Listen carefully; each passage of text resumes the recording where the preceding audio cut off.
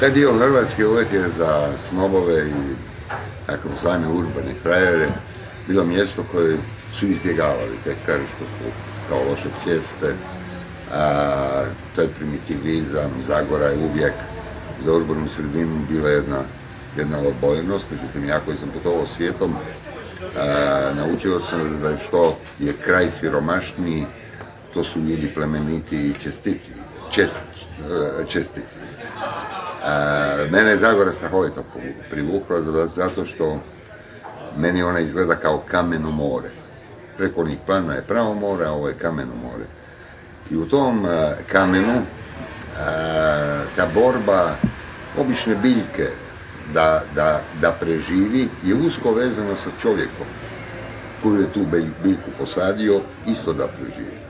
U takvoj jednoj sredini koja je surova za život stvaraju se na jedan način poetski odnosi. I ti ljudi stvarno ovise o svojim planinama i o svom kamenu. I imali smo masu primjera u povijesti da su iz takvih krajeva dolazili velikani koji su uvijek bili super senzitivni. Pa eto jedan je Tin Ujević isto, Vrgorac isto u Kamenom moru.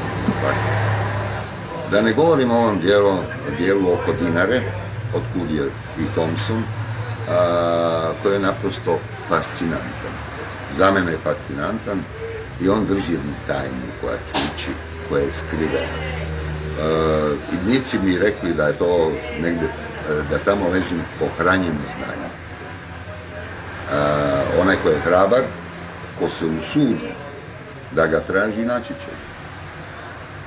A onaj ko nije, za njega će to vječna enigma biti i neće nikad postojati. Thompson se u svojoj muzici, po meni, usudio dirnuti to pohranjeno znanje i po meni izvukao je najbolje od toga. Njegova pjesma Vjetar s Dinare upravo govori o tim odnosima čovjeka, kamena, obitelji, govori o vezama. I ja sam stvarno, meni je bilo stvarno drago kada je izašao taj njegov CD i osjetio sam se duboko vezan baš zbog te pjesme sa Diranom i tim krajem, a u isto vrijeme ona me zapravo užasnula na jedan način, jer su te moje veze umrle u meni i ja sam postao urbani čovjek i to je kao da čitam legendu.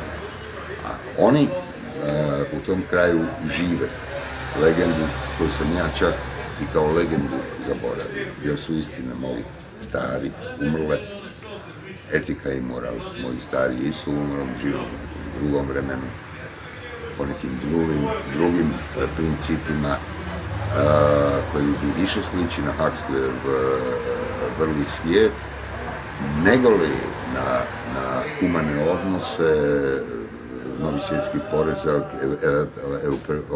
Europu, svim onim čime nas naši političari napadaju. Kada usporediš taj kraj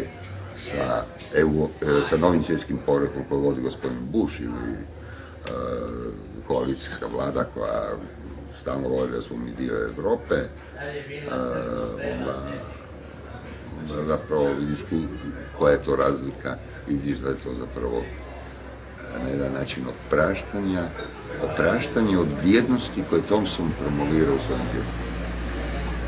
Zašto po tebi naš urbani čovjek, hrvatski urbani čovjek, jer o tom najprije govorimo, ima averziju prema tom dijelu Hrvatske? Zato što urban čovjek nije se udaljio samo od tih vrijednosti, on se udaljio od vrijednosti svoje obitelji. Istina svojih otaca ili pradjedola ili djedova. Drugo,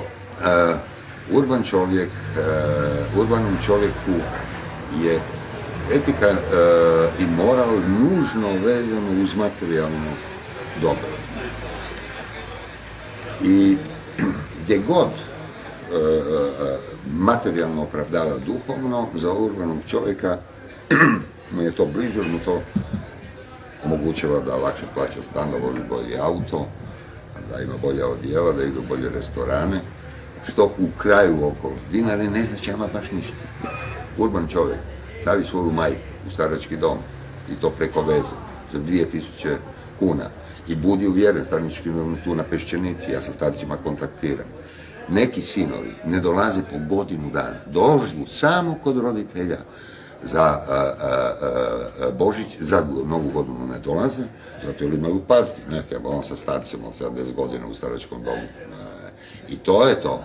To je strahovita razlika. Ja mislim da sam u ovoj rečenici rekao sve koja je razlika. Pretpostavljam da si prvi put za Thompsona čuo o Čavoglavlju. Da. Kakvu imaš memoriju u odnosu na tu pjesmu? Odam u jedan svijet koji je realan, na koji sam ja zaboravio.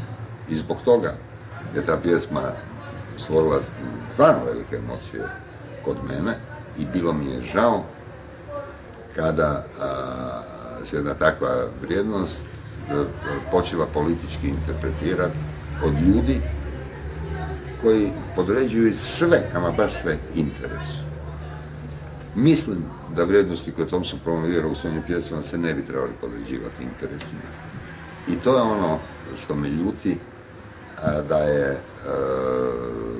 da su ljudi koji podlažu sve interesima se usudili uopće da upotrijebe Thompsona na ovaj ili onaj način. Da li na pozitivno, negativno ustaje. Njegov glas koji je vrlo sugestivan, oslobađa upravo istine koje su ljudi gurnuli daleko, duboko u sebe. I zato on nema zemlje, prevedi Thompsona na indijanski. Vidit ćeš da će mu dolaziti Čiroki indijanci i poglavica će mu se pokloniti, pokušat će Lulumira. To su te vrijednosti koje i indijanci promoviraju. Ako čitaš, sjećaš se, Enes Kišević je divno to čitao, pismo plemenskog poglavice plemena Sjetla, mislim, američkom predsjedniku. To je to što Thompson govori. Dan danas ljudi plaću ili se naježio, ja sam sad naježio kad sjetim tog pisma. A on je indijanac koji je poslao pismo američkom predsjedniku. Thompson ima iste kvalitete.